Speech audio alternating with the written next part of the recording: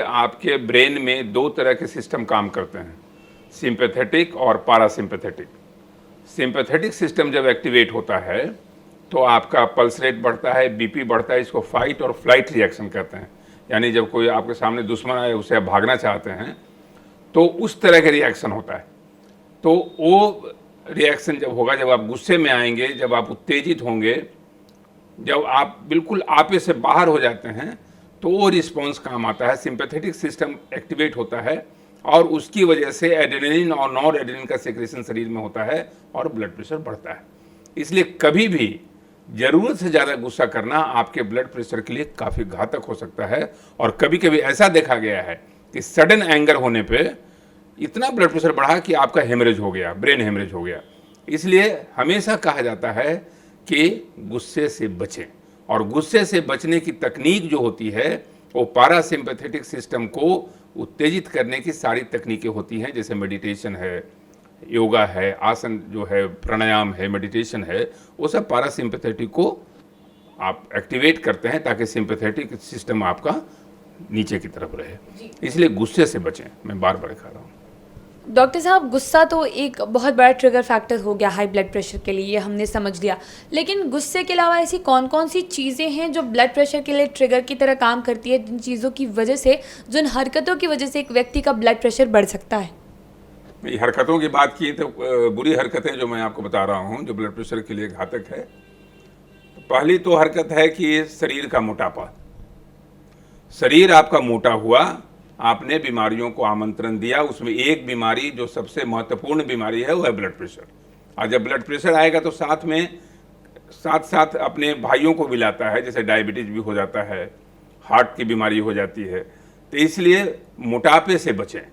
जहाँ भी मोटापा आपका होगा, और मोटापे से बचने के लिए अगर आपका सेडेंट्री लाइफ स्टाइल है, ये भी एक आदत खराब है, ये भी एक ट्रिगर फैक्टर है कि दिन भर आप बैठे रहते हैं, ऑफिस में बैठे, घर में गए वहाँ बैठे, सवेरे 9 बजे सो के उठ रहे हैं, कोई एक्टिविटी नहीं है, दिन भर खाली बैठना है, कुर्सी पर बैठना है, पलंग पर बैठना है, कहीं बैठना है। बैठने की बजाय अपने को चलायमान रखिए। चलायमान रखना सबसे बड़ी शर्त है ब्लड प्रेशर को दूर हटाने के लिए। जितना चलिएगा, अब तो आजकल ये आया है नए शोध के मुताबिक कि आप 3 घंटा अगर प्रोलॉन्ग सिटिंग दे दिए, एक साथ बैठ गए, तो आपको करीब करीब आधा पैकेट सिगरेट पीने के बराबर है। तो इसलिए हर 2 घंटे के बाद, या यूं कह लें हर 1 घंटे के बाद 5 मिनट थोड़ा आप टहलिए, मूवमेंट कीजिए। तो मेरा ये मूल मंत्र है, मूव मूव एंड मूव। टहलते रहिए, या तो सवेरे टहलिए, मॉर्निंग वॉक लीजिए, दिन भर भी अपना बैठना छोड़ करके एक्टिविटी में विश्वास कीजिए। आपका ब्लड प्रेशर आपसे कोसों दूर रहेगा। इससे वजन भी नियंत्रित रहेगा, आप स्वस्थ रहेंगे।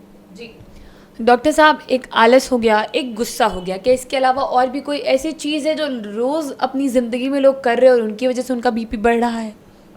जैसा कि मैं आपको बताया कि ये मानसिक तनाव जो है वो कोई ज़रूरी नहीं कि वो गुस्से से ही मैनिफेस्ट करे। जो व्यक्ति आजकल जो स्लीपनेसनेस, अनिद्रा ज़बरदस्त देखी जा रही है यंग लोगों में, जवान लोगों में, जिनको आगे बढ़ने की आपाधापी में ग्रस्त, दिन भर वो परेशान रहते हैं अपने उद्देश्यों को पाने की चेष्टा में, उनमें मैं बता रहा हूँ कि वो जो मानसिक अवसाद की वजह से नींद में कमी हो जाती है, 2 घंटा सो रहे हैं, 3 घंटा सो रहे हैं, नींद नहीं आ रही है, वो ब्लड प्रेशर के लिए एक ट्रिगरिंग फैक्टर है। तो इसलिए भरपूर नींद लें। खाने में हमेशा जो फैटी डाइट है उसका सेवन कम करें, ये ट्रिगरिंग फैक्टर है। खाने में नमक का इस्तेमाल कम करें तो ज़्यादा अच्छा है। जैसे जितने भी प्रोसेस्ड फूड हैं, जैसे आप जिसको फास्ट फूड कहते हैं, उसमें नमक ज़्यादा होता है। तो ये सारे चीज़ ट्रिगरिंग फैक्टर हैं जो मिला जुला के आपको ब्लड प्रेशर की आग की ओर धकेलते हैं और आप इसकी आग में ज़िंदगी भर जलने को बाध्य होते हैं।